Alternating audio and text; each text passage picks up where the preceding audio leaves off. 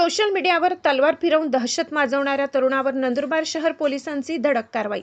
नंदुरबार शहरात तलवार घेऊन सोशल मीडियावर हातात तलवार घेऊन दहशत निर्माण करणारा व्हिडिओ प्रसारित करणाऱ्या तरुणाविरुद्ध नंदुरबार शहर पोलिसांनी तातडीने कारवाई करत त्याला अटक केली असून त्याच्याकडून एक लोखंडी तलवार जप्त करण्यात आली आहे। या कारवाईमुळे शहरात कायदा व सुव्यवस्था अबाधित राखण्यासाठी पोलिसांकडून गुन्हेगारी प्रवृत्तीवर प्रभावी नियंत्रण ठेवले जात असल्याचे पुन्हा अधोरेखित झाले आहे।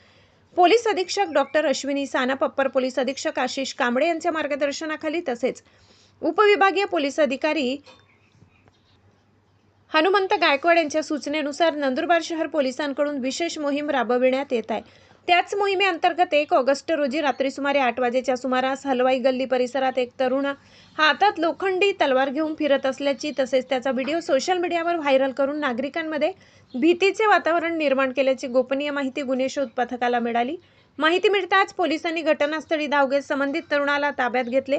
त्याच्या ताब्यातून एक लोखंडी तलवार जप्त करण्यात आली। या प्रकरणी कासिम मुस्ताक हलवाई वय 27 राहणार बोडगाव तालुका जिल्हा नंदुरबार याच्या विरुद्ध महाराष्ट्र पोलीस अधिनियम तसेच भारतीय हत्यार अधिनियमाच्या संबंधित कलमान्वये नंदुरबार शहर पोलीस ठाण्यात गुन्हा दाखल करण्यात आला असून पुढील तपास सुरू आहे। ही कारवाई पोलीस निरीक्षक संदीप पाटील, प्रभारी अधिकारी यांच्या मार्गदर्शनाखाली गुन्हे शोध पथकातील पोलीस उपनिरीक्षक अमोल देशमुख तसेच पथकातील अधिकारी व कर्मचाऱ्यांनी यशस्वीरित्या पार पाडली।